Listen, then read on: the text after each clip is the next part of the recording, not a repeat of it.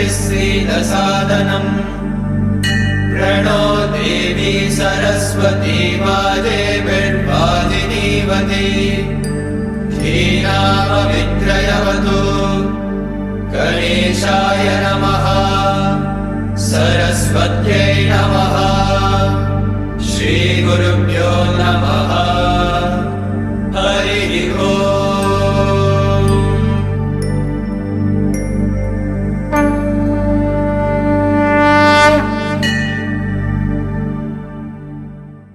Om Shri Sairam, offering my most humble and reverential pranams at the lotus feet of Bhagavan Shri Sathya Sai Baba.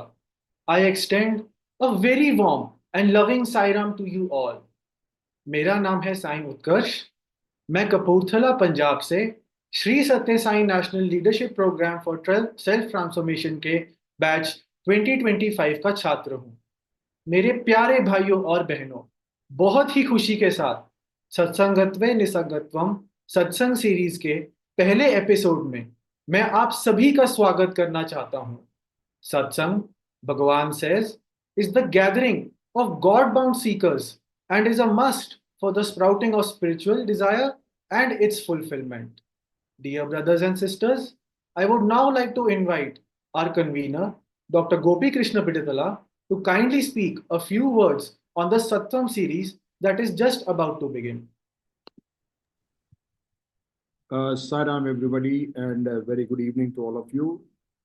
Just wanted to mention to all of you that this is a very important program in the series of the Sri Sathya Sai National Leadership Program. Over this 9 months program, you will be having approximately about 12 to 13 sessions of the Sattvam. Sattvam is Satsangatve Nissangatvam. And in this particular series, you will have eminent persona from different walks of life. We'll be walking into this portal and we'll be talking to you about their experiences with Bhagwan and their leadership journey. So kindly ensure that you are attentive. There'll be a lot of questions that will automatically get answered when you travel across in your journey in this Sattvam series. Today we have somebody who is an extraordinary being in the divine mission of Bhagwan, and I would now request Sai Utkarsh to take this forward. Thank you for joining, and let's have a frolicking, fantastic, loving session today. Jai Sai Ram. Thank you so much, Uncle. इस साल self transformation की ये यात्रा और भी ज्यादा special और spiritually fulfilling होने वाली है, क्योंकि ये वो साल है जब हम सबको भगवान बाबा के जन्मोत्सव में शामिल होने का अवसर मिल रहा है। तो इस शताब्दी समारोह में, इस जन्मोत्सव में हम सबको शामिल करने जा रहा है। And the first speaker that Sattvam brings to you all to mark the celebration of the Janmotsavam is Professor Dr. Rani PL, Director of the Sri Sathya Sai Institute of Higher Learning, Anantapur campus. Let us satsang with Dr. Rani's journey of joy with Sri Sathya Sai.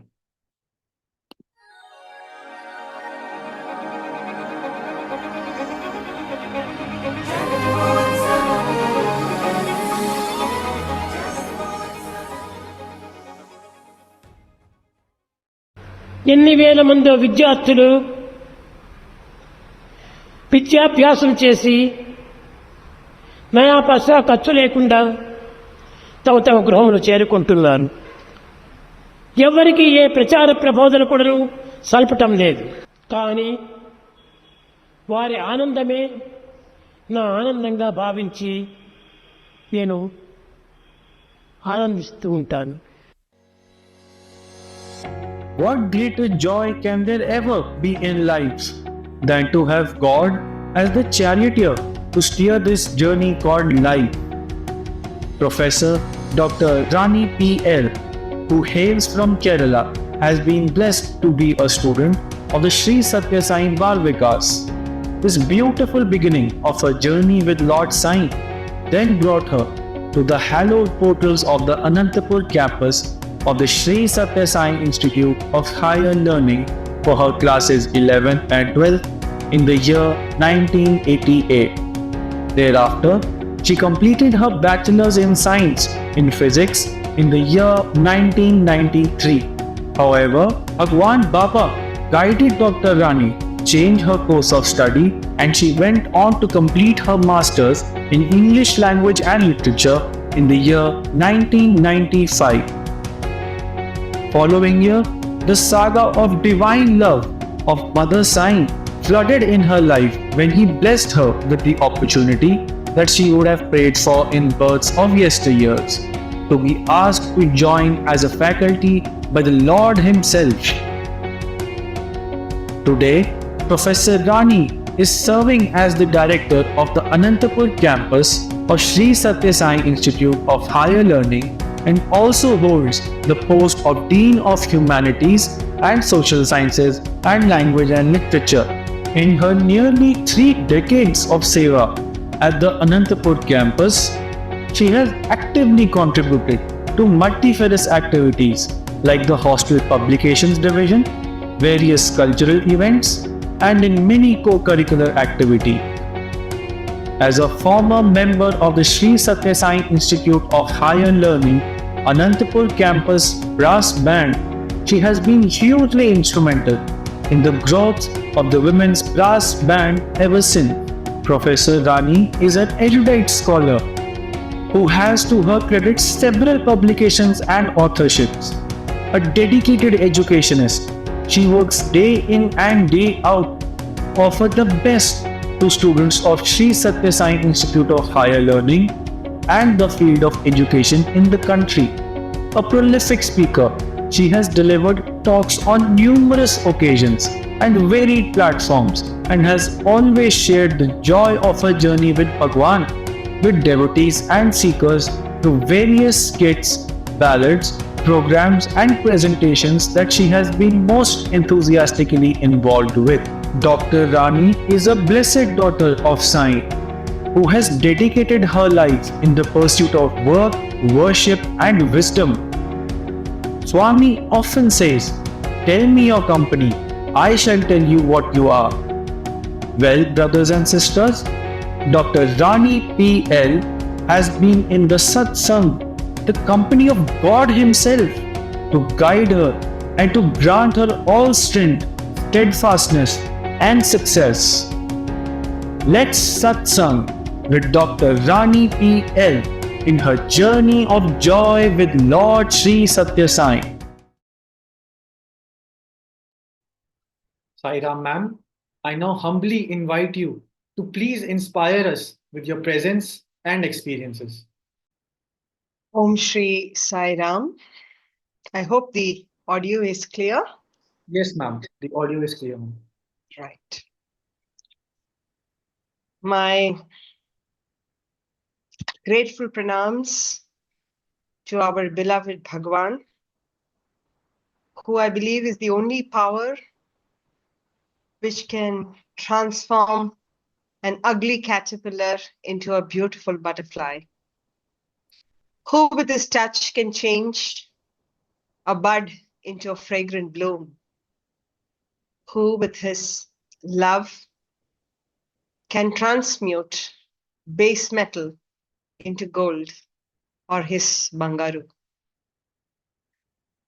My undying gratitude to Bhagwan for everything that has been bestowed upon me.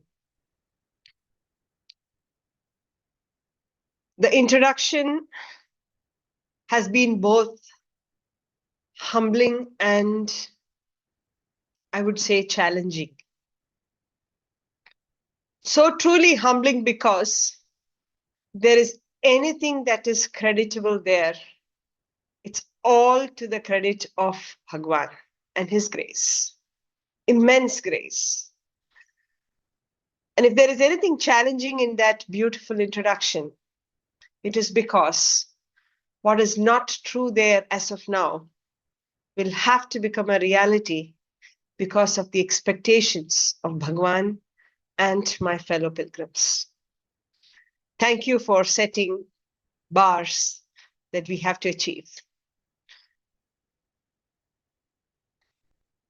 As someone who is fond of driving,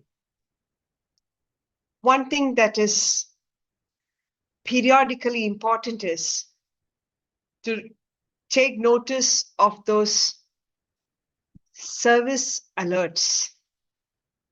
Every time my car needs a servicing, either the alert on the dashboard or the alert on my phone wakes me up to saying, don't keep on going blindly, get your servicing done. A call from the Sri Sathya Sai Seva Organization or the Global Council is similar to a servicing alert for my soul. I believe every time I need to spend focused, concentrated, meditative time on Bhagwan, that is when this call comes. And the service engineer this time was Brother Gopi, who said, time for servicing, come to the garage, Sunday evening, 7:30 p.m. And here I am. So thank you for everybody who is part of the divine game in getting our souls serviced every now and then. The title of this series is Satsangatve Nissangatvam. Very mindfully or mindlessly, all of us understand that this is just one of those lines we probably heard from our childhood, or lines that we're familiar with from the Bhaja Govindam. But to quickly look at it, to set the context of what I wish to share today, good company, Satsangatve, will lead to Nissangatvam, non-attachment. And Nissangatvam will lead to a state of desirelessness, Nirmohat. Nirmohatve will lead to something that is steady, a calming, abiding, calming presence of self-knowledge, which is nothing but a state of liberated existence in this world. One doesn't have to look for liberation only after death. Liberation can come even while we are on this earth. So the entire 4 stages is a stage of transformation. And that, I believe, is the central purpose of the Sri Sathya Sai avatar, transformation. My own little way, that's what I have gathered about this avatar that has blessed me with grace abundant for the last 35, 40 years. So this journey of transformation, like I began with making an ugly caterpillar into a beautiful butterfly, or a bud into a bloom, or the crass base metal lead into a noble metal like the gold.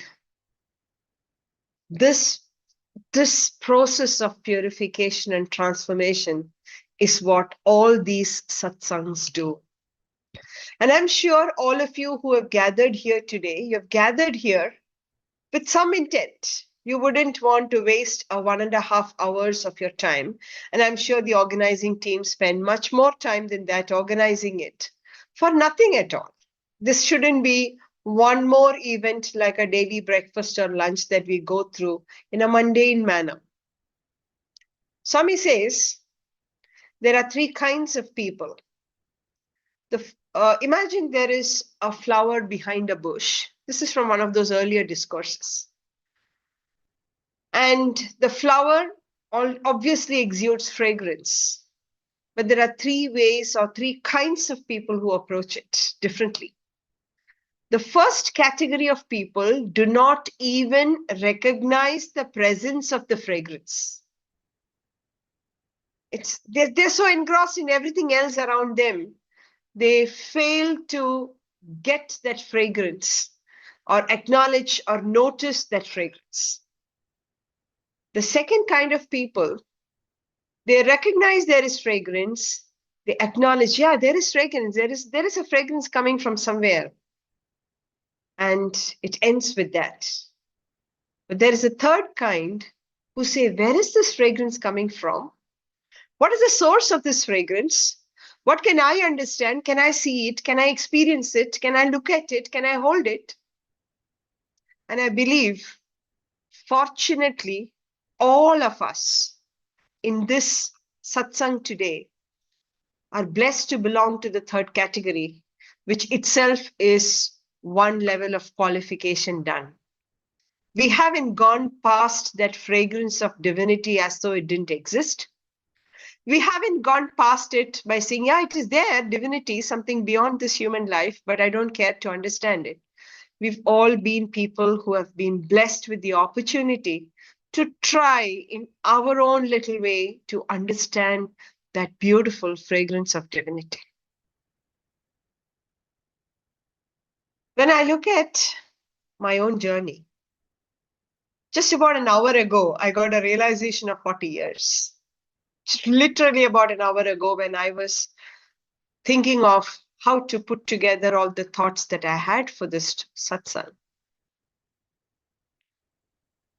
Satsang, as I just said, so important because once again, I'll keep going back to Bhagwan's examples because they're so attractive, so lucid, so clear, and they stay in the mind once you hear them. Swami says a newspaper, if it is used to cover jasmine flowers, it will eventually take the smell of the jasmine. But if you use the newspaper to cover dried fish, it will take the smell of the fish. So satsang has the same kind of impact. The importance of satsang is so much. Swami says what we become is largely what we allow ourselves to experience. And that choice is both in our hands as well as in the grace of God. And I hope all of us are lucky to at all times have the right kind of company, whether it is in terms of people, thoughts, ideas, books, philosophies, ideologies, ambience, surroundings, experiences, etc. Coming back to my journey of joy with Sri Sathya Sai, I don't know, nobody asked me. I just found that in the title without any discussion. And I thought maybe that's a clue that that's what I must speak about. Firstly, that's so true, because if you have God in your life, I would think that's the most joyful life you can have. But how has been this journey? How has this journey made the caterpillar maybe something like a butterfly? And that's when I realized there are probably 3 phases in my own life. The first phase, and largely most of us probably have 2 phases. Some of us were lucky to be born into families that were already devoted to Bhagwan. But otherwise, most of us have 2 phases in our life. The phase, just like you have the BC and the AD, a phase before we heard of Sri Sathya Sai Baba, and a phase after Sri Sathya Sai Baba entered our lives. If we were to close our eyes for a minute and think how our lives would have been without the presence of Bhagwan in it, for me personally, it's very terrifying. I have no idea what my life would have become without the divine touch. However, once the divine being decides to come, and he decides to come, and let me say this, in the Egyptian and in a lot of Egyptian and a lot of civilizations, they believe that when the soul is ready, the guru appears himself. You don't have to go searching for somebody to guide you. The guru is always in search of the disciple. The guru is always in search of the soul that is ripe to receive his instruction. So the guru presents himself. Maybe there are times that we have been, we're thinking that, oh, I searched here and there and everywhere, and I came so late to Bhagwan. In fact, a lot of people tell me, I don't know why I came to Bhagwan after 2011. I've never seen his physical form. But it is also about the ripeness of our soul, which has to be ready to receive something so spiritual. And this reminds me of a conversation that a devotee had long ago with Bhagwan. So he was at Puttaparthi and he had been waiting for every day to be called in for an interview with Bhagwan. Days passed, months passed, years passed. After 3 years of waiting, Bhagwan finally called him in for the interview.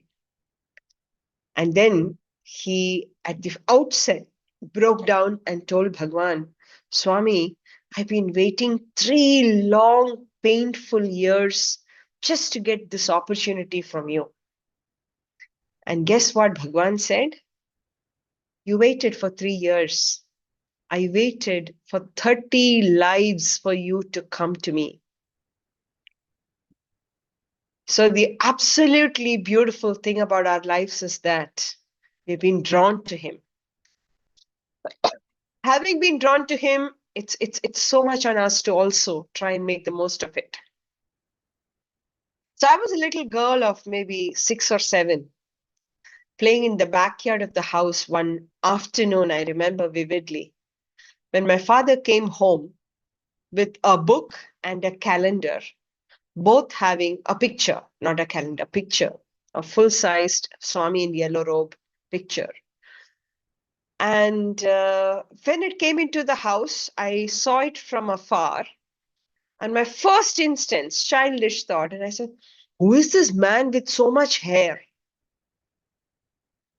Then, of course, my parents explained to me that this was a godly person, because that's what they didn't know him as God then. And one ought to be more respectful in how one spoke about him. My father explained that a friend and his relatives who came from the US had brought this word about a god man called Sathya Sai Baba in Puttaparthi, and had lent him this book and this picture to be kept in our house, the picture. And that was all. The conversation was a 2-minute conversation, and the picture and the book was lying in some corner of the house dormant. And nobody ever thought of it or looked at it anymore until a couple of years later, my mother faced a persistent gynec problem, which didn't find a solution despite the best of doctors attending on her. It turned out that she had to go through a surgery, which is when she came upon a lady by name Mrs. Kalyani Iyengar. She was in our neighborhood. And we would often come across her on the street, and she would very lovingly inquire, oftentimes, if we were interested in going for a bhajan that was held in our house on Thursdays. Or once she even made the offer of taking us to Puttaparthi. But my mother, I remember, very curtly said, oh, I don't have time to go after these godmen. I'm happy going to the temples. Now came the situation when her gynec problem was at its worst. The surgery was planned. It was a trying situation. And here comes Mrs. Kalyani Iyengar our way. And then, like a camel clutching at the last bit of straw, my mother tells her, I have this problem. And she says, would you like to try some vibhuti from Baba? And my mother says, why not? And for the first time, positively to that topic. And believe it or not, one pinch of vibhuti and her months-long problem stopped like somebody turned off a switch. And this is 5 days before she had to get admitted for a surgery. The pay ward was booked. The surgeon was fixed. Everything was clear. And here it was that a pinch of vibhuti stopped an acute problem that no medical doctor was able to. And that is how Bhagwan enshrined himself in our family. Why am I saying this? Not to glorify what happened to us. But I would think if each of you looked back at your own lives, at the way Bhagwan entered your lives, personally touched you, there might be a similar pattern. There might be a pattern where you simply just got to know of him at one point, and then eventually you realize that he's become such an unavoidable part of your life. That is the first phase of my life when I feel he allowed us to know of him. Swami has said we cannot know him. We can only know of of him. And that's probably the first phase, but rather a dormant phase. What would I think is the second phase of my journey with joy with Sai? Is when most unexpectedly I was sent to join the Anandpur College. Being the only child, I never ever imagined my parents would do something like that to me. In fact, at that point, I believed they were the cruelest parents ever who could send away their only daughter to a faraway land. And in those days, I'm talking about 1980s, when Anandpur was a God-forsaken place, literally, except for Bhagwan's coming. And one did know how to travel to a place called Anandpur. One did not speak a word or understand a word of Telugu. And one had to be surrounded with people who were total strangers. At such a time, I did not think that I would be sent to stay in a hostel. But that began the second phase of my journey with my Sai. Because from a phase of knowing of him or hearing of him, I moved to a second phase in my life of getting attached to him. And you might think, is that the word right? Yes. For God, yes. Attachment to God is the most beautiful thing. We are teenagers, away from home, need an anchor, full of energy, full of passion, full of drive for life. And typically, what does Swami do with all that youthful energy? Divert it towards God. And he was the hero of our lives, physically. We waited to go for darshan. We snatched every single opportunity to be closest to him at darshan. We took every single chance to write a letter or go with a plate of toffees to catch his attention. Because in that stage of your journey, you are attached to a form, and what you seek is attention.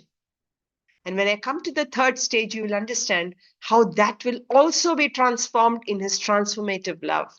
How he will, in the whole process of transformation, make even that into gold, make even that into something beautiful. Because we're talking about Nissangatvam, the need for good company to reach non-attachment. I'm talking about attachment to Swami. Attachment in the larger sense is dependence, right? You're dependent on that person, you're dependent on that object, you're dependent externally on whatever it is you're attached to. We were dependent on Swami for everything. Everybody around me seemed dependent on him. And let me give you a couple of examples of this. I remember I had this very inspiring teacher who is my colleague and luckily my mentor today, who had this habit of never using any object she bought new unless it was blessed by Swami. Now, you would find this very weird and strange that mundane kitchen objects like a mixer grinder or an object of comfort like a Korean blanket, she would want it blessed by Swami. And as a teenager, I used to be intrigued and I would wonder, how is she going to achieve this? And let me give you the examples of. So there was this time she bought a regular butterfly mixer, mixie. And she kept keeping it without using it because she wanted to be blessed by Swami. And I asked her one day, ma'am, but how do you expect that Swami will bless this? You can't be carrying a mixie to the darshan ground and showing it to Swami and asking him to put his hand on it, right? How on earth are you going to do this? She kept it for a good 2 or 3 years until. Now, this is what I want to, if our yearning, earnestness is there, nothing is too simple or small for God. After about 2 or 3 years, our then warden, Professor Jayalakshmi Gopinath, who is known fondly as Jayama ma'am, who had the singular fortune of cooking meals for Bhagwan, called this teacher and said, would you mind helping me a little bit in my kitchen to make this meal for Swami when we are at Parthi? And she jumped at the idea and said, of course, but I'm sure you will help me use my mixie to make today's masala. And that's how she inaugurated her mixer first time by using it for Swami. What happened to the Korean blanket? She kept the Korean blanket which she bought for winter use and kept it for a couple of years until one fine sports meet year. We see that we are all in the Hillview Stadium and Bhagwan used to come very often to watch the rehearsals. We had a small shamyana where we would be making our preparations. And suddenly we get the message Swami is coming. And what do I see next? I see that she has spread her Korean blanket on that weedy, stony ground as a carpet for Swami to walk on. Now, these are little ways in which we wanted everything in that phase of life to be blessed by Swami.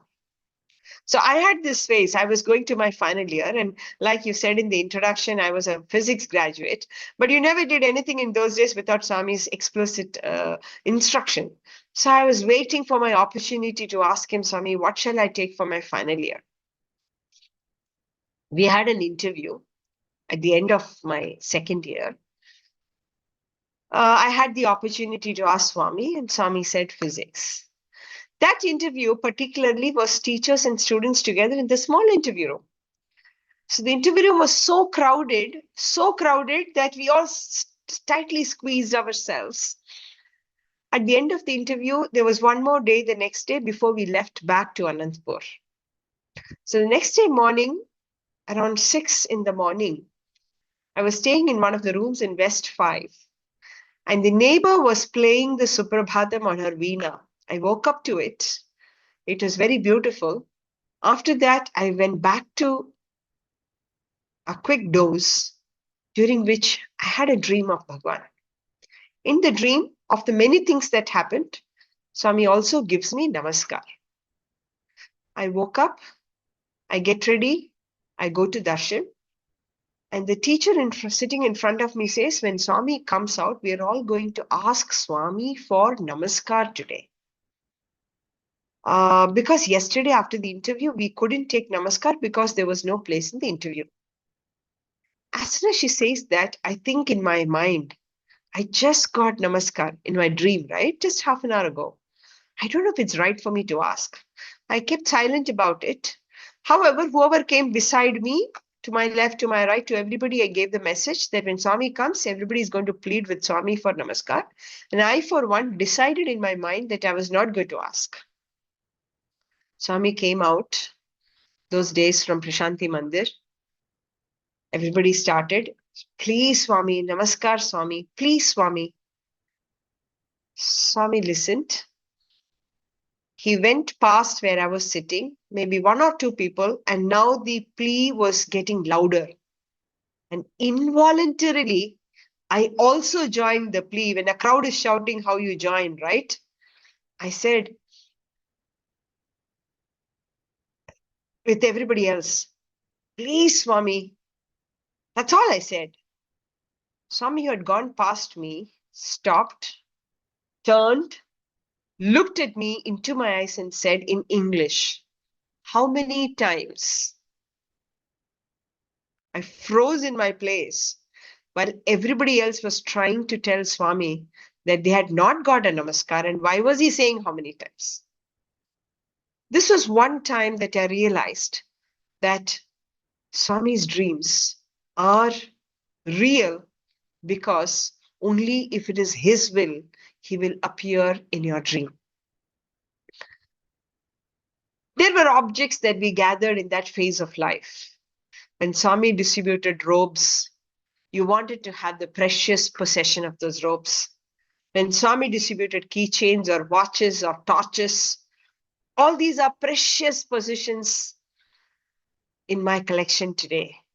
Because when you love someone, you always treasure the objects that they give you as gifts. That was that phase of attachment. But this phase too had to move, had to progress in Swami's transformative task, there came this one time when I was pretty upset in my mind about Swami not giving me enough attention. I had not yet grown up enough to understand the difference between love and grace and attention. Attention is what you could get in public and feel very egoistic or happy about. But love and grace is what all of us are receiving all the time, every single minute, whether we ask for it or not. Attention is what we vie for, create an occasion, write a letter, take an akshantalo, get it, create a chance to get that, seek that attention from God. So this time I was so unhappy that Swami was not giving me enough attention. So I was talking to a friend and I said, I think I'm done. Swami is so unfair. I find that he gives a lot of attention to people who don't care for him. Here I've been pining and seeking his attention and I don't get any. I just finished this statement and I get a call from somebody in Puttaparthi who says, we are having an event. We are planning a panel discussion. August 1st, 2004, this is going to be. We would like you to be a part of it. I said, I'll think over and say yes or no. I hung up and the friend to whom I was cribbing said, you were just cribbing, Swami wasn't giving you attention. Now you get an invitation and you're throwing your weight around. You better call back and say yes. I said yes. To cut a long story short, because the focus of this talk has to be the third phase. Let me finish the last part of the second phase. I said yes. We were 5 of us who prepared for a panel discussion in front of Bhagwan. And while preparing for the panel discussion, I remembered a dream, a desire I had many years ago. The 1 year that I was waiting to join as faculty after my education, one day when I was sitting with the security scarf, to my right was a VIP and to my left was a doctor who was a cardiac surgeon at the super specialty hospital in Prashanthi Nilayam. Swami came to the doctor and asked her, Aaj kitna surgeries? How many surgeries today? She said, 8 surgeries, Swami, she said. Then Swami looked at the VIP next sitting on my other side and said, हमारा hospital का doctor है, बहुत अच्छा doctor है, रोज बहुत surgeries करता है. And the way Swami was introducing this doctor to that VIP, the glint of pride in Swami's eyes was so attractive. For a second, looking at his eyes glow in pride, I thought to myself, when will Swami ever speak with that pride about me? Will I ever get an occasion to make Swami feel proud of me for everything that he has given to me? It was a very fleeting thought. I recorded it in my diary that day and I completely forgot it because I'm talking about 1995. Or this is happening in 2004, 10 years later. When I was preparing for the panel discussion, it suddenly, for some reason, it struck me. Maybe if I prepare a Telugu shloka in the middle of my talk, Swami would be very happy and proud because Swami would wait for small little opportunities to feel proud of his children. So I went to the Telugu teacher. I made her write down a Telugu. I don't read Telugu script. I don't understand Telugu. But I somehow managed to learn the Telugu lines. I went to the music teacher. I got a tune put for it. I tried my best to, if I remember the tune, I forgot the words. If I remembered the words, I forgot the pronunciation. For 3 days, day in and day out, I practiced it because somehow it got into my head that if I did that, Swami would be proud. Only that. That is the only reason. Of course, the panel discussion was over. And Swami was very pleased. He showered a lot of attention. Remember, I was grumbling that I was not getting any attention. And from nowhere, out of the blue, a whole scenario was created. Lot of attention. Swami blessed me with a ring. Swami spoke to me. And then, when he called me near, he did one thing. He said, Telugu padyam baga cheppavu. That's the only thing he's telling me in his conversation. You said that Telugu padyam very nicely. Nuvu mana college ammai kada. You are our college student, right? And as he was saying this to me and I was looking at his face, epiphany. I remember 10 years back, the same glint of pride in his eyes. And I remembered that scenario where I had a small desire to make him feel proud. The same look, basically because of the gleam in his eyes, I remembered that.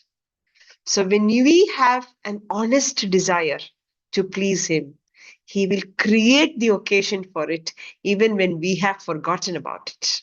That's the second thing. But there's one more lesson from here. Swami put the ring and it was a very happy day. I came back to the campus. When I reached, the first thing my students told me was, ma'am, so lucky. Today is International Friendship Day. And Swami put a ring for you. Now, I did not know that such a day existed even until then. August 1st, Sunday, everybody celebrates. Now I know. Now I have the general knowledge, but I didn't know this then. But remember, I was telling him that I'm Katti. In fact, in my conversation, I was saying, I'm Katti with you, Swami. And here is he coming on Friendship Day to create a ring and put it on my finger, just to say that one can never break one's friendship with God. So that was, I feel, the transition of the second phase of attachment. You have to see him every week. You have to be in the first row. You have to be noticed by him. You have to get his attention. You have to get blessed by him. All this happened in that phase. And we spent today, when I look back in some wisdom, I feel, did we waste a lot of his divine time on silly and simple things like this? But it is that phase which eventually moves into the third phase that some of you are lucky to straight away go into, the phase of love and trust. Without having to go through that phase of, because when 2011 came, for a lot of us who were so attached to Bhagwan's form, the transition was hard. Those of you in this audience who have experienced the divine form will agree with me that it was not easy to suddenly go into Kulwant Hall and not see that orange form come for darshan. It was not easy to suddenly decide which major to take or which day to go on a vacation to, because we did all of that only with his permission. Now you suddenly had nobody to look up to or nobody to ask. That was a very, very, very difficult phase for those of us who had to make that transition. So when the new generation asks me, weren't we so unfortunate that we haven't seen his physical form? I tell them, maybe you are luckier because you firstly didn't have to make that painful transition. Secondly, you are more evolved than a lot of us who had to go through the UKG, pre-KG before we came to high school. You came straight into high school, into a phase of love and experience. Without that physical form, you still have that experience, which is what is keeping all of you here today, which is why there are 450 people in this audience spending their Sunday evening on listening to something that will enrich their lives. The fact that we want to enrich our lives is actually a true sign of spirituality. And the second phase of my life, I wouldn't say is a sign of spirituality, was attachment to a form of God, which led eventually, I would think, to the final phase, which is love for divinity, love for your higher self, and the desire to enrich your own life. This phase, Swami says, in fact, once again in a discourse, Bhagwan says, there are three kinds of love. because we're talking about the phase of love. And love in action is the key theme of this 100th year. Pure love in action. So to understand that, Swami has in one of his discourses talked about 3 kinds of love. He says one is like the candlelight or the bulb. It lights up only its surroundings. Very narrow, which loves only the few people that you choose to love. The second kind of love is like the moonlight. Moonlight is wider, right? It's available everywhere. Yet it is not clearer. How clearly can you watch or see something in moonlight? Can you read in moonlight? You may not be able to read in moonlight. While it is wider, it is not clear. That is the second kind of love. Maybe it encompasses more people. Maybe it is not narrow and selfish, yet it does not have clarity. The third kind of love is like the sunlight. The sunlight is all pervasive and as clear as daylight. Once we have that kind of selfless love, that's when a little bit of his love is reflected through you. Why am I saying this? All of us who are getting guided to become leaders or take up leadership roles in the Sathya Sai organization in the future. For the new generation of devotees who will come, who have not seen Bhagwan, who will experience his love only in subtle and indirect forms, the only way they can feel love is if we can in some way reflect a fraction of his selfless love. It's so important. And while I know that maybe the organizing team was expecting that I talk about administrative and leadership lessons I've learned from Bhagwan, that's a whole different topic by itself, and I can talk for 2 days on that. But I feel leading with love is the most important thing in Sathya Sai organizations. Which is why I decided it is important to take this line of thought and this line in my talk. If love is there, everything else falls in place. Where there is love, there is trust, there is faith, there is understanding. And then there is no need for any administrative, rigorous rituals and procedures and rules, because everybody will do everything out of love. And if it is love for Swami, love for one another, that much more selfless and pure our tasks will become. Isn't that, please ask yourself, those who are going through the leadership program, isn't that the ultimate, the very ultimate reason for Bhagwan's incarnation? To transform us into individuals who will be able to share a small fraction of his magnanimous love. How does this phase work? I know I have 10 minutes to close. How does this phase of love work? In this phase of love, there is no doubt. There is only faith. There are no desires. If there are desires, that are desires to be of service to God, which is not a favor to God, but to yourself. Because there is a desire for an enriched life, a better life. Let me pick a couple of examples of my own experience in this phase of my journey. There are examples from all the way from professional to spiritual. Maybe I'll quickly pick 1, 2, or 3 because we have about 10 minutes. Let me pick a professional example because again, so this was a time that I was leading a small team of junior faculty colleagues, and we were exchanging emails on a particular project that we were working on. And one particular member of the team was not responding to any of the messages or any of the emails that went to her. Eventually, I was told that she's been moved to another team, which also came to me as a lesson later. So it kept worrying me that should I address this with her? Because she was a beginner faculty member who had just joined.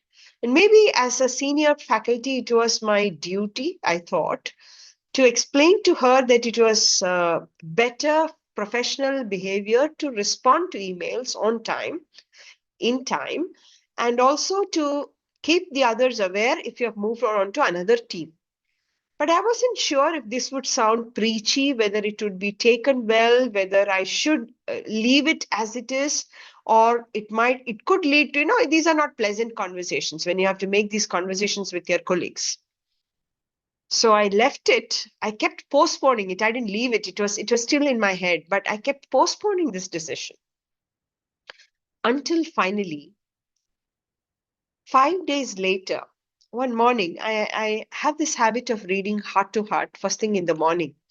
So when I opened my computer that morning, and when the heart to heart message was open, the special audio for that day, it said, part 2 of a conversation with Professor Nanjundaya. Professor Nanjundaya was the controller of examinations and a person I knew personally.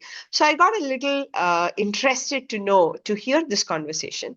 I marked it for a free time in the afternoon. And in the afternoon, I turned on that conversation. And the conversation, you can go to Radio Sai and check the website. You will find it there. And in the conversation, I think it is in 3 parts, and this was part 2, if not 3. I remember it was part 2 mostly. This conversation was going to be on all the letters that Bhagwan has written to him. That was the introductory line. And then the interviewer decides to start the conversation or the interview with Professor Nanjundaya, asking him to read out an excerpt of any letter that he had received from Bhagwan. That's the very beginning of the conversation. And when he begins to read out, the first line from Bhagwan in that letter jolted me. The letter starts like this. It says, I don't exactly recall the endearment there. He says, Nanjundaya, I am sorry that I delayed responding to your letter. Look at the sentence. This is Bhagwan writing to a devotee, asking apologies for a delayed response. And the interviewer stops the person there and says, isn't it strange? Why would Bhagwan have to take, then he explains, the conversation in that interview is, Swami is so particular that we respond to communication on time. And then they spend a few minutes conversing on this, and I am so overawed at the timeliness of the message that I have. And I feel very empowered and also emboldened to go to my colleague that evening, call her aside, and then explain to her that probably she should develop the habit of responding to communication on time. And here was Bhagwan giving me, look at the different ways. I could give you much more explicit examples, but these are these are very simple but unexpected examples of where you have a conflict about how to deal with a colleague on a matter as communication. And Swami finds a way to so clearly communicate what he does and what he would like us to do. That is the professional part of it. I remember a beautiful example by another gentleman who narrated this to me firsthand. This person is a Sevadal in Trai Vrindavan for many years, who has worked very closely in Bhagwan's physical presence at Trai. And when on April 24th, 2011, Bhagwan was interred, 27th, he had a fond desire to offer a rose to Swami before they laid the body in state. Because every day of his Sevadal life in Trai, he's seen people offer roses to Swami. And he thought he would never have an opportunity to offer a rose to that form of Bhagwan. But being just an ordinary Sevadal, and there was no occasion, he did not get the opportunity. He seemingly pleaded with a lot of people saying, please allow me to offer a rose to Swami before Bhagwan's body was interred. It didn't happen.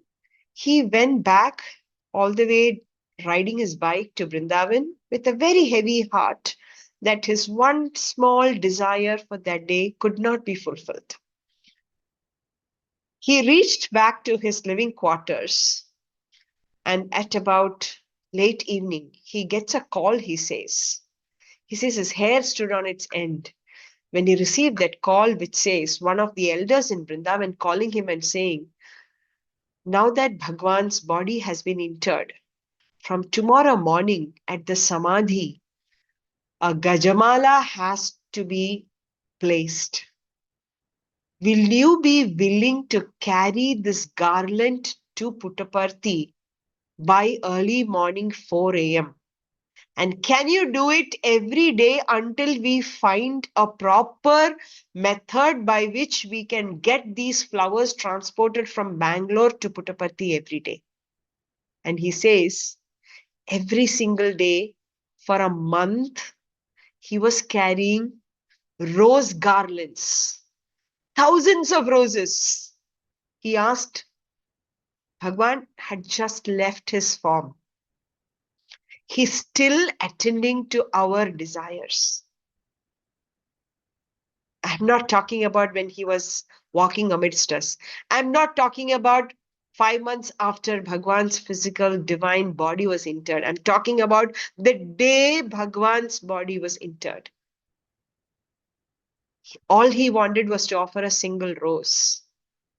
And Bhagwan gives him the opportunity for a month to carry a garland that had thousands of roses in it. This is how he will guide if our intention is pure.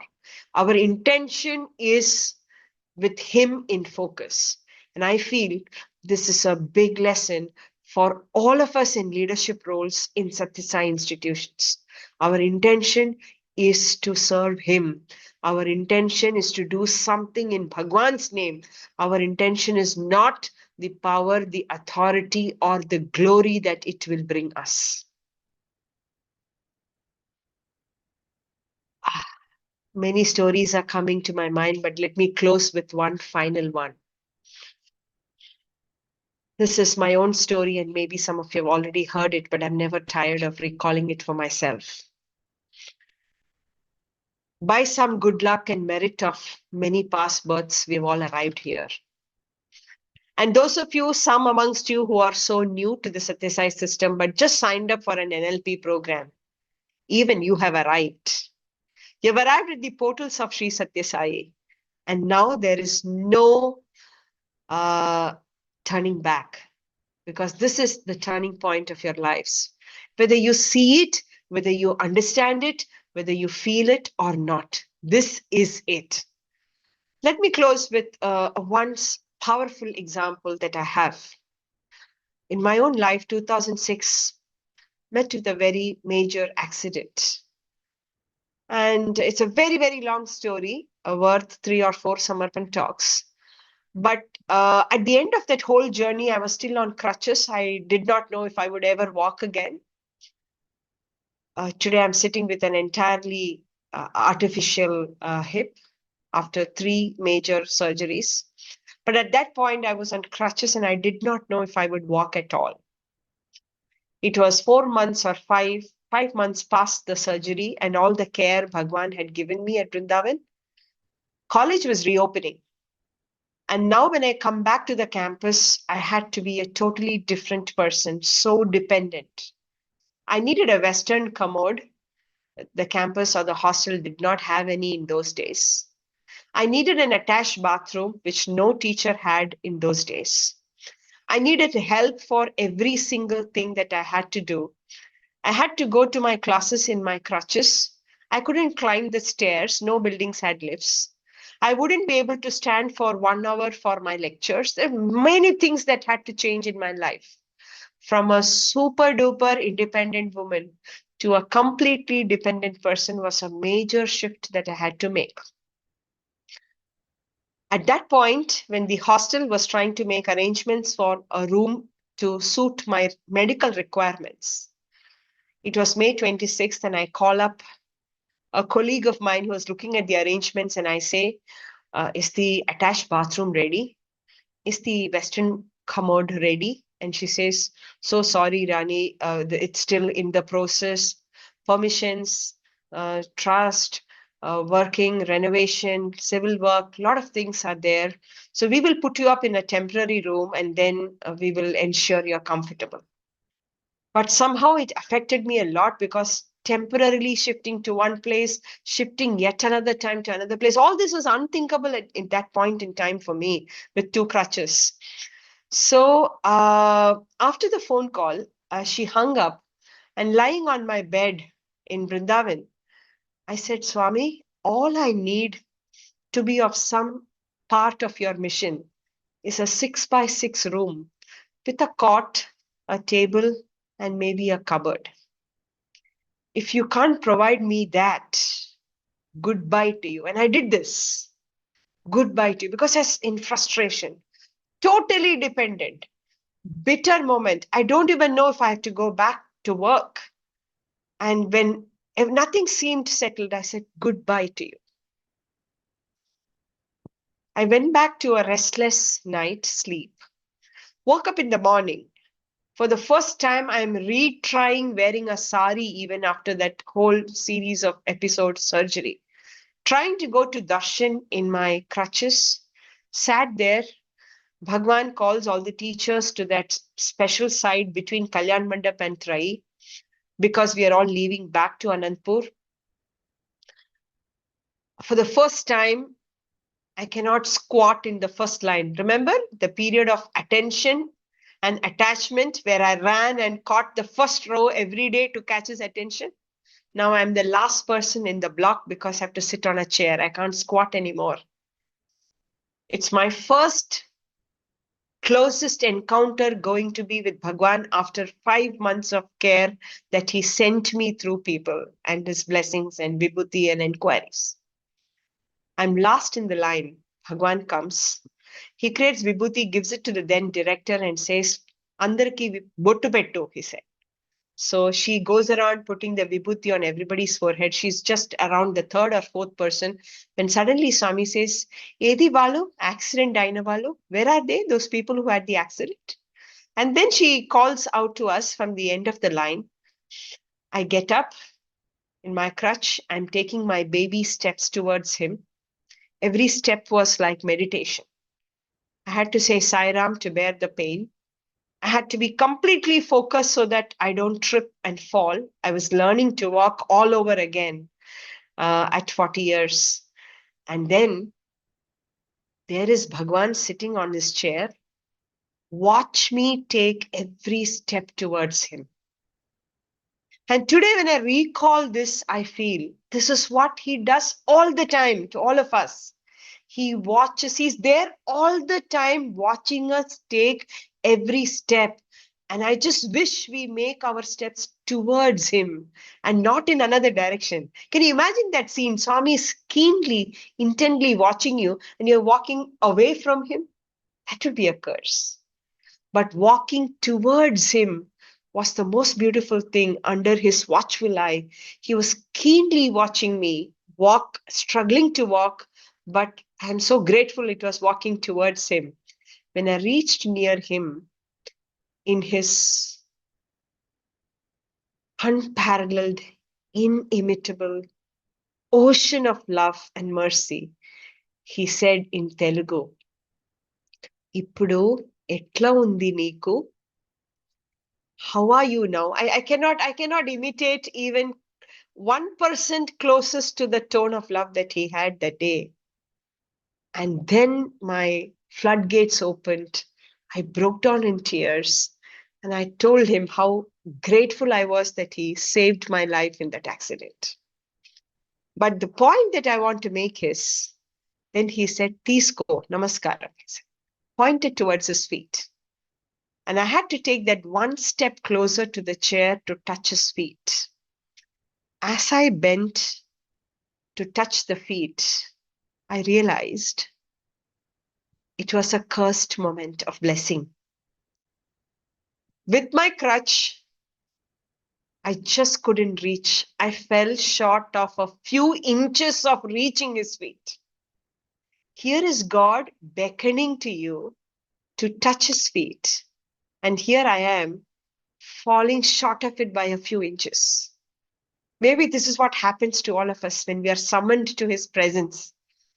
With one small frailty, one small weakness, with some small thing that we are unable to set right in our own personalities, we fall short of reaching his feet, touching him.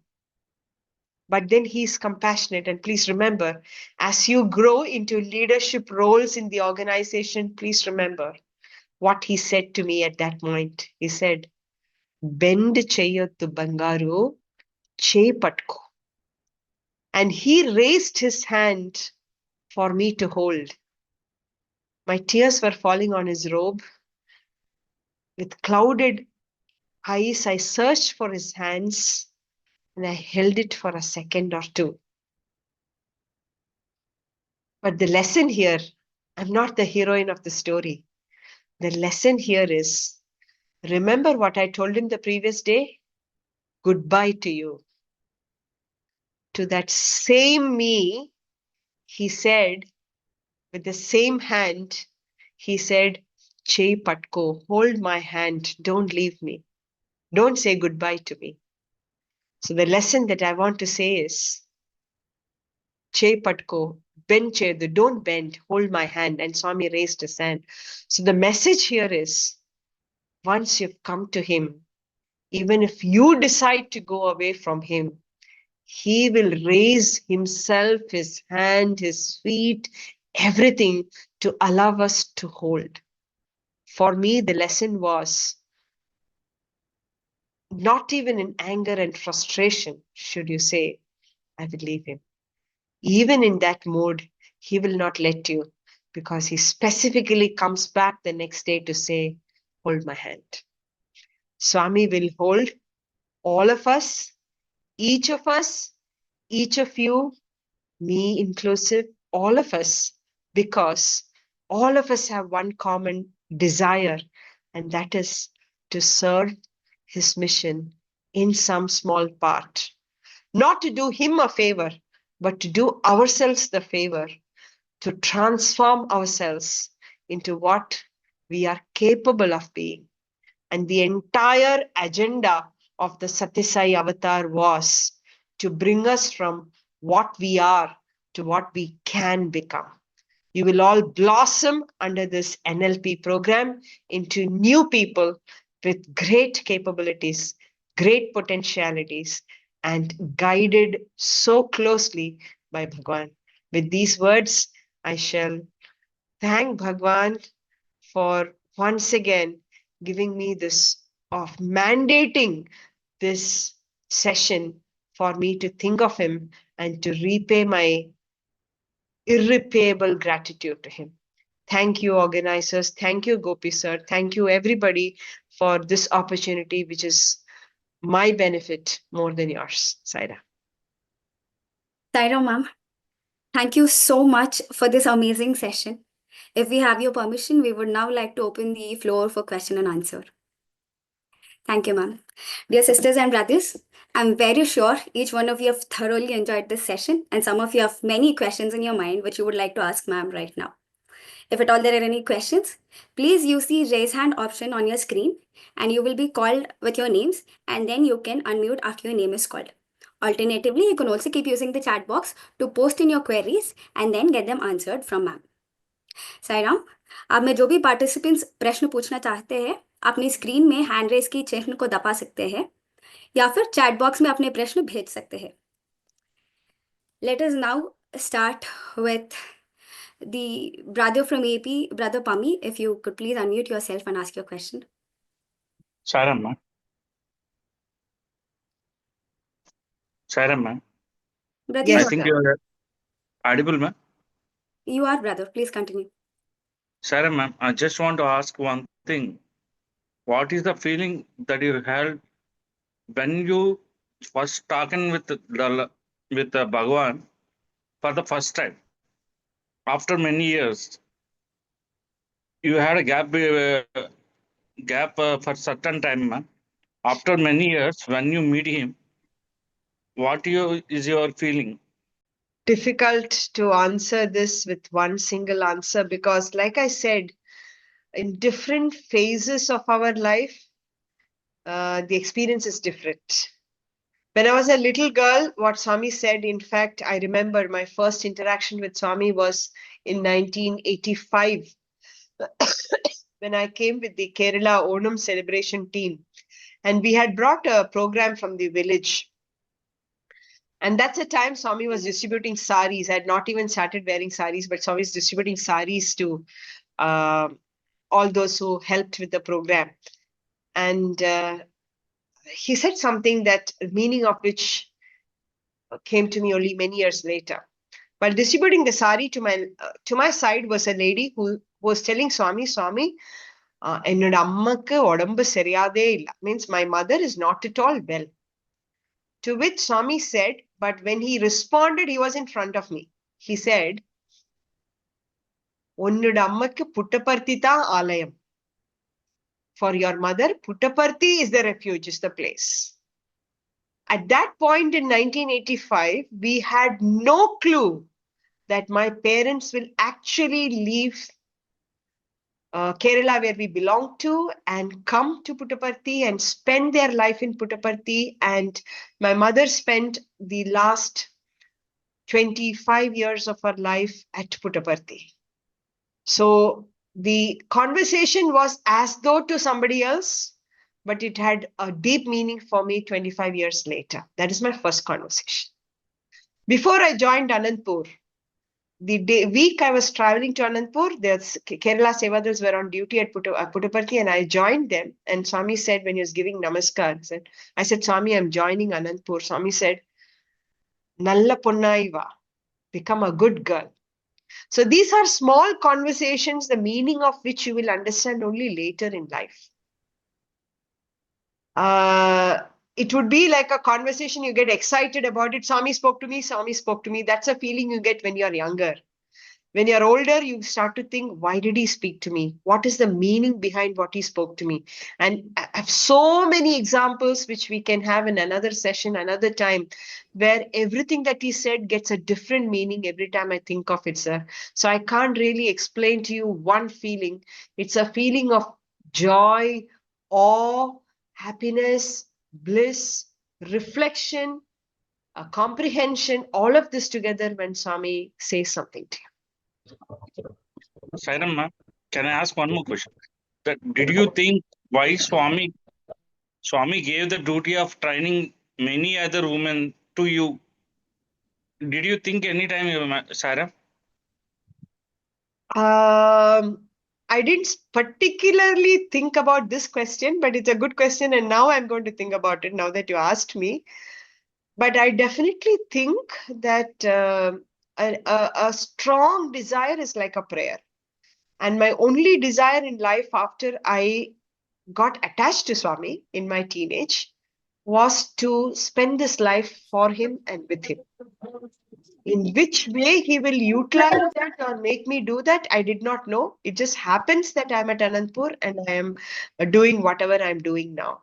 I did not specifically think why this particular role. Thank you for that prodding question. I will think of it.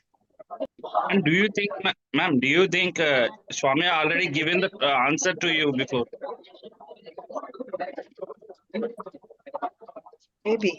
Maybe. Now that you're asking me, I think I have to recall everything that Swami has told me and think where the clue for this lies. Thank you, Thank you, ma'am. sir. A small request to all the participants. Please do not ask any follow-up questions since we have many others waiting in line. And let us now go to the next participant, Sister Kritika from Delhi. Please unmute yourself and ask your question, sister. Sairam ma'am, am I audible? Yes, you are.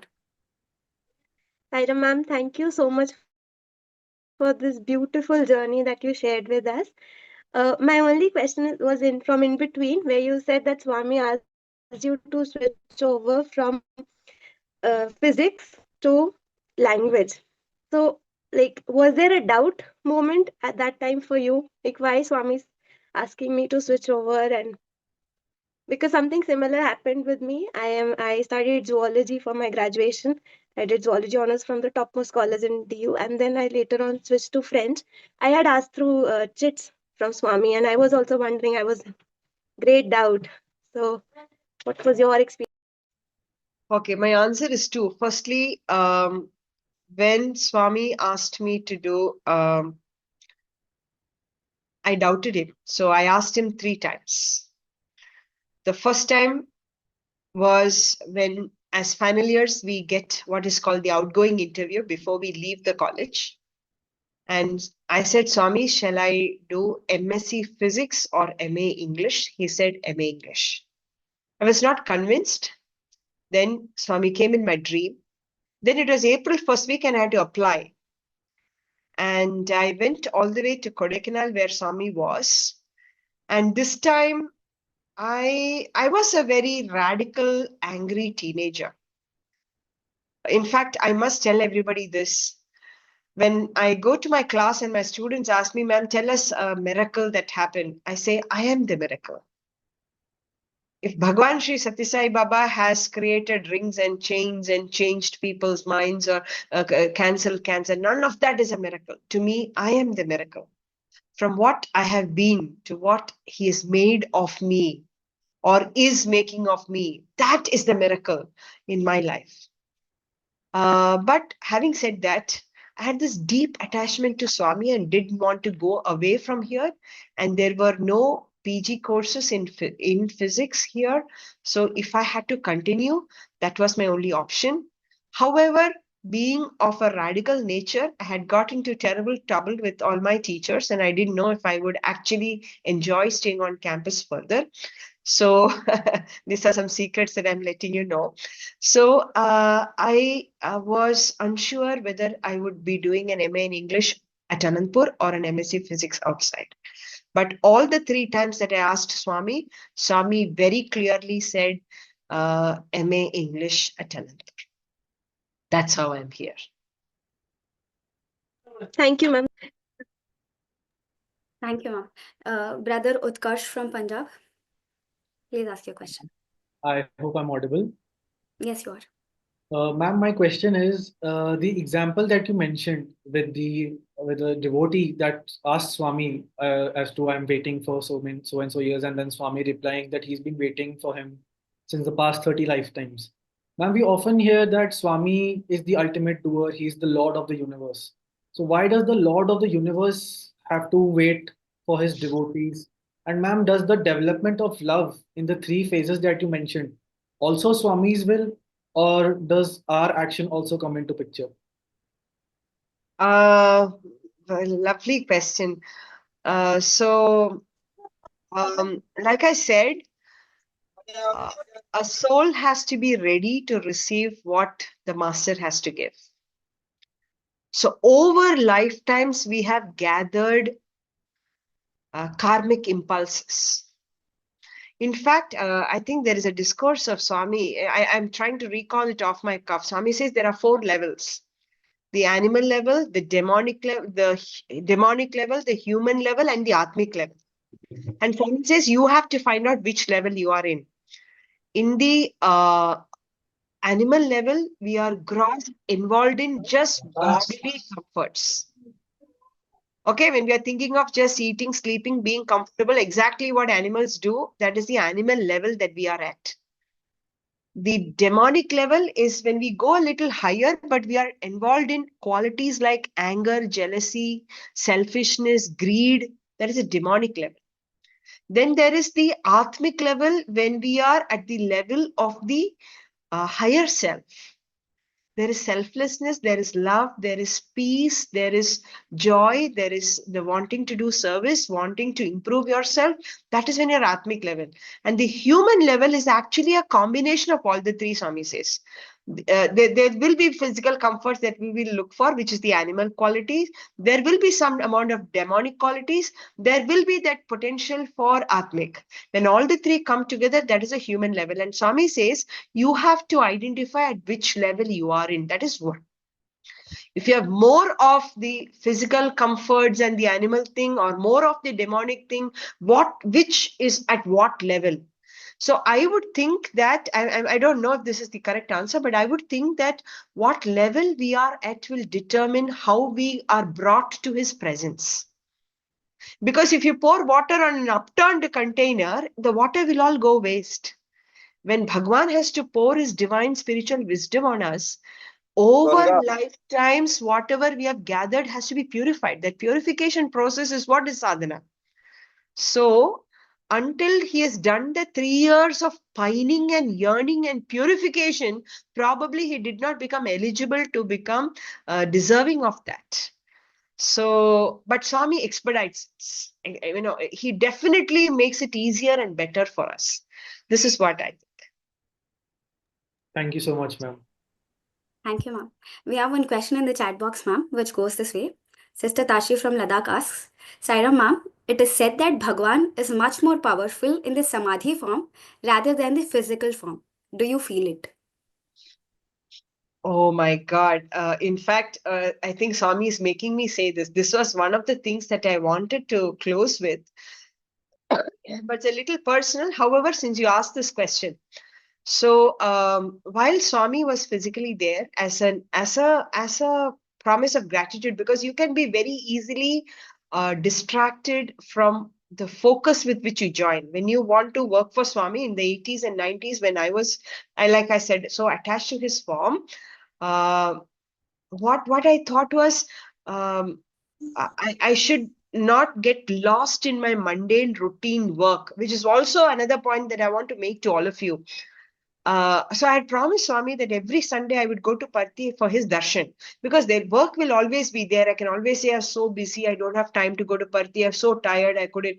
And the more we do that, we are likely to actually sidetrack and get more focus on other things. So there was a kind of a deal between me and Swami that I would go to Parthi every Sunday. So I almost always kept it up, unless there was something that I couldn't manage to organize.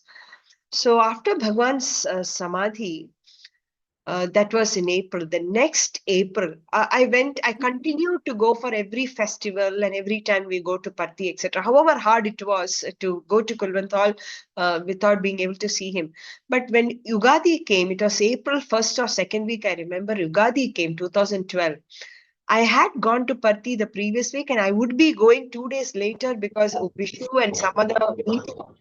Yeah. So I decided that day that I wouldn't go for the Yugadi festival because anyway, after 2 days, I'm traveling to Parthi.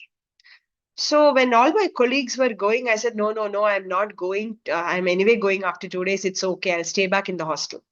Then the warden called me and said, we are going early morning by car. You want to join us? We will take you. I said, no, ma'am, I have to travel up and down and again travel after 2 days. So I think I'll give it a skip this time. And that was the first time after Bhagwan Samadhi that I was making a conscious decision to not go for a festival to Puttaparthi in the last 35 years.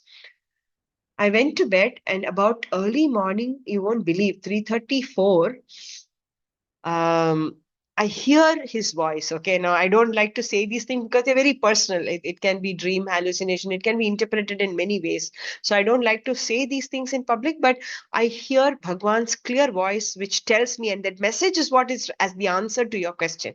He says, you have to be as close to me as you have been. You have to be as close to my samadhi as you have been to me. And 3 times Bhagwan repeats this message. You have to be as close to the samadhi as you have been to me. I woke up.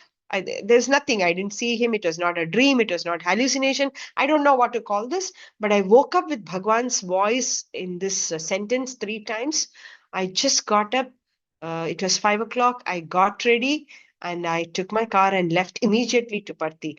So for me, I know the mandate is that I should not miss going to the samadhi whenever it is possible and however often it is possible. One, the samadhi has been still connecting to my students because I always asked Swami, how am I going to tell the children what you were like? They don't see him. They haven't seen him. They haven't heard him talk. His sweet voice rings in my ears, but it won't ring in the ears of somebody who's not heard him. The softness of his toes, I can still feel it because I've touched his feet, but but that doesn't happen to everybody. How will I inspire these children? I used to ask this question. But there are amazing ways in which Swami blesses people. And I'll give you, as I'm talking, I'm remembering this has happened just 5 days ago when the Atirudram was happening. In Puttaparthi, opposite my flat, there is a family who has an autistic child.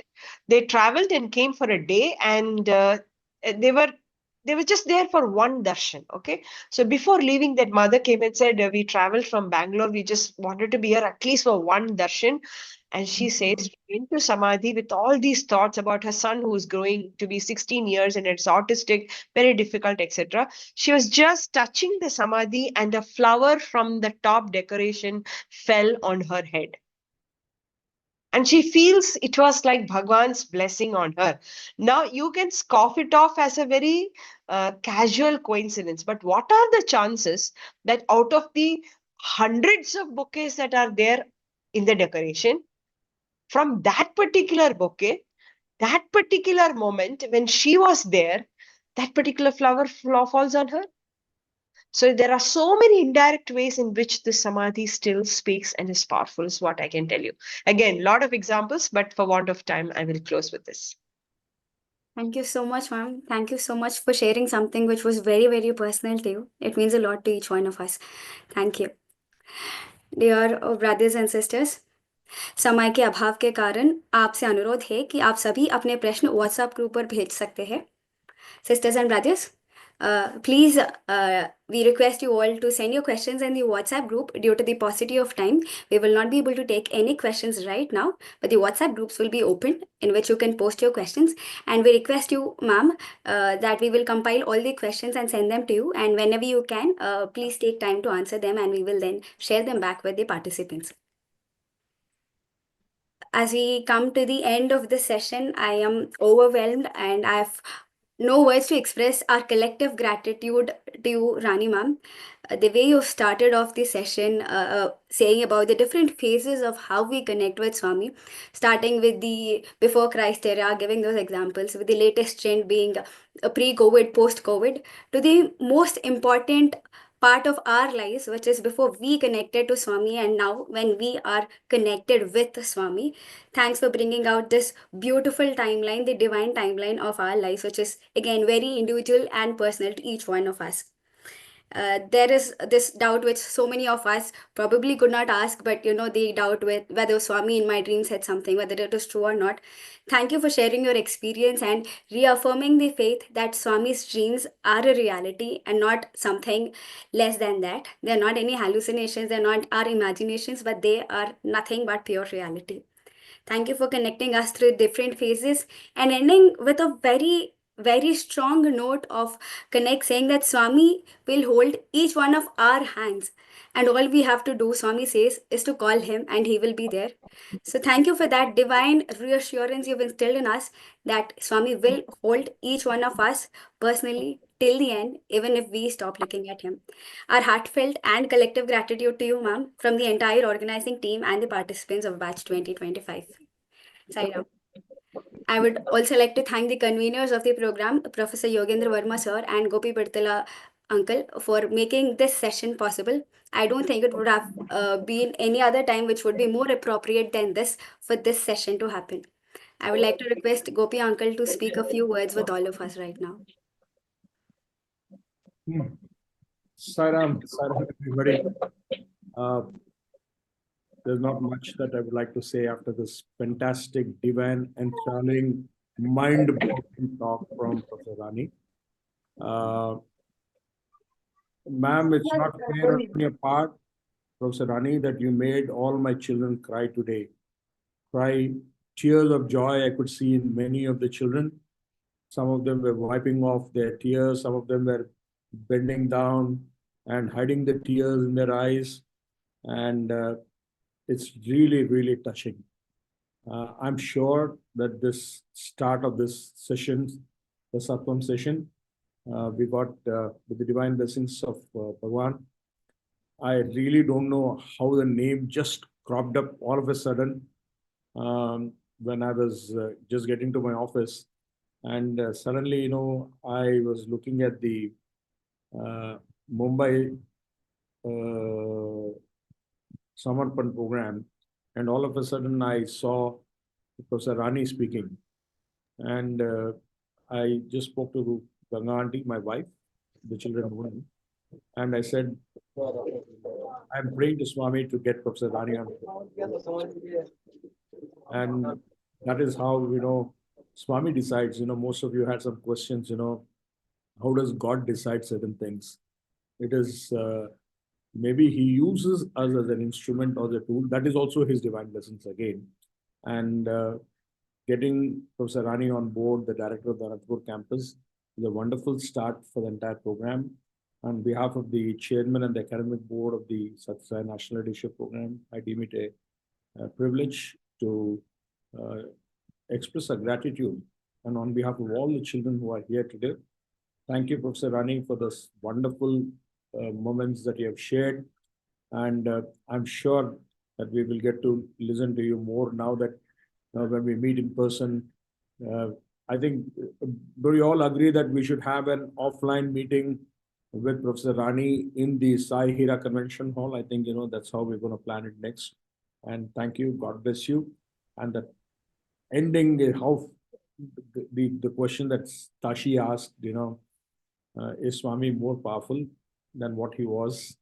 Yes, Swami is right there, living there, seeing each one of us, and Swami is always there, waiting to see his children come to him, and that's what we need to do. Prashant Lilium, the abode of Sai, is the place that we belong to. That's a home. That's the home, the first home of our lives. So thank you once again for making this evening wonderful and fantabulous. Jai Sairam. Sairam uncle, thank you so much. And I would like to extend our gratitude to the Sattvam team, which is behind the scenes for the presentation of this beautiful satsang, which we've all just experienced. Thank you, dear team. Thanks to the organizing team, because of which we had the smooth conduct of this session, because of all the participants could join the sessions without any difficulties. So thanking the Sattvam team and the organizing team, I would be failing in my duty if I will not thank the participants. Dear brothers and sisters, you were amazing. If not for each one of you, this session wouldn't have been a success. Thank you so much for being such lively and amazing audience. As we now end the session, I think it is our utmost important duty that we thank Swami for everything which has happened right now. That Swami who's given us the assurance, just calling him, he would be with us.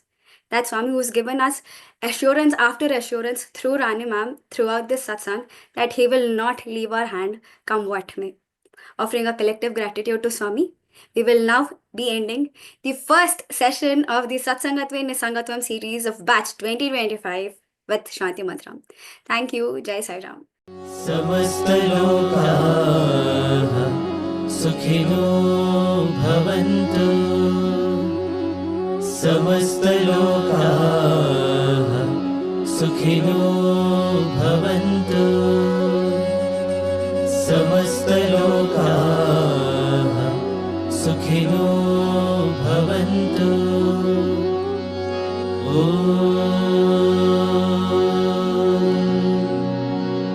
Shanti, Shanti, Shanti.